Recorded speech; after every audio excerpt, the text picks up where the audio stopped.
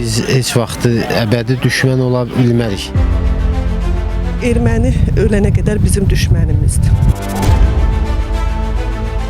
Tərəflər gələcək nəsilləri nəzərə alaraq soyuq münaqişəni bitirsə çox yaxşı olardı.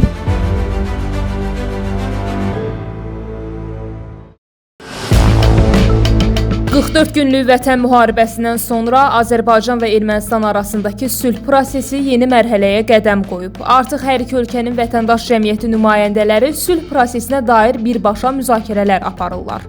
Oktyabrın 21-i və 22-sində Azərbaycan nümayəndələrinin İrəvana səfəri, noyabrın 21-də isə Ermənistan nümayəndələrinin Bakıya gəlişi bu diyaloqun davamlı xarakter aldığını göstərir. Cəmiyyətlərin birbaşa ünsiyyət qurması regionda sülhün bərqərar olması üçün vacib addım sayılır.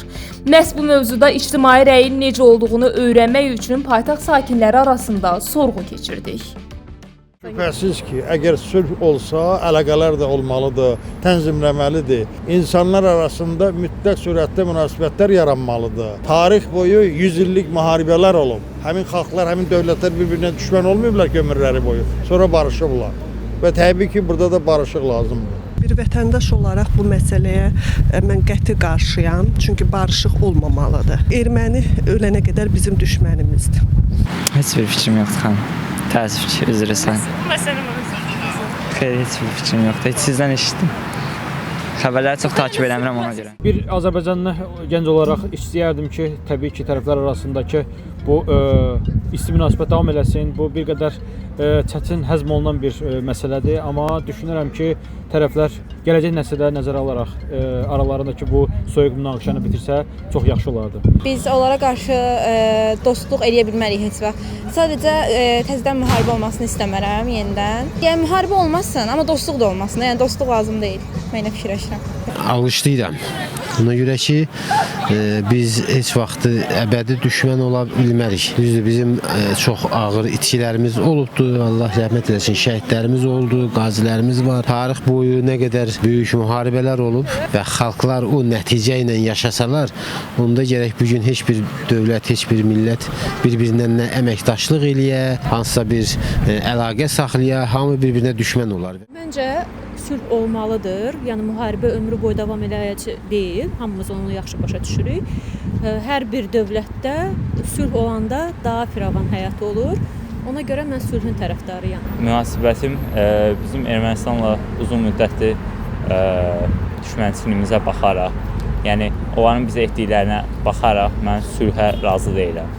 Yəni, olmasa daha yaxşı olardı. Düzü belə deyim, mənim atam, nənəm Qərbi Azərbaycandandır, amma o xalqla barışmaq məni sevindirmir. Heç vaxt düşmən olmamış kimi davranmaq mənə görə biraz qəribə olacaq, amma gedib gəliş olmaq daha mənə xoşuma gəlir. Sülh olmalıdır, sülhsə yaşamalıyıq. Biz həmişə müharibədə yaşaya bilmərik. Həmişə, amma biz ayıq sayıq olmalıyıq. Ermənilərə etibar yoxdur. Yəni mən də Ermənistanda çox gedib gəlmişəm, uşaq vaxtından, cavan vaxtından. Onlar həmişə bizə nifrət ediblər. Hətta mən Xankəndidə bir müddət dərs də deyirdim. Orada ermənilər mənə üstümə kisat atdılar, turşu atdılar, məni yandırdılar ki, sən niyə gəlirsən bura? Qoy savadsız qalsınlar və s. Yəni bunlar həmişə bizi nifrət ediblər. Vallahi istəməzdim. Əslində ermənilərlə barışmaq istəməzdim. Çünki o qədər şəhidlərimiz var. Mən onları düşünürəm. Ona görə heç vaxt istəməzdim ki, sülh imzalansın. Şəhidlərimizə görə. Mən də elə həmçinin istəmərəm. Məsələn, xalqlar, onların xalq nümayəndələri artıq Bakıya gəldilər, bizimkilər də İrəvana getdilər. Demək olar ki, sülhə doğru addımlayırıq. Getdilər, sülhə doğru düzdür, addımlayırıq. Ancaq bu analar onu demir.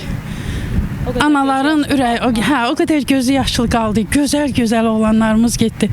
Onu necə qəbul eləyək? Sülh qaçılmazdır. İnsan, bəşər evladı sülh içində yaşamalıdır. Ancaq sülhün də şərtləri var. Qarşı tərəfdə revanşist hissləri olmamalıdır. Bir, ikincisi tarixi həqiqətləri erməni cəmiyyəti qəbul eləməlidir. Erməni cəmiyyəti saxta tarixdən əl çəkməlidir. Kilsənin negativ təsirlərdən əl çəkib həqiqətləri qəbul eləməlidir. Əgər onlar o həqiqətləri qəbul eləyəcəklərsə, o cəmiyyətdə saxta tarix, revanşist hisslərlə yaşamayacaqlarsa, biz sülhün əleyhinə deyilik.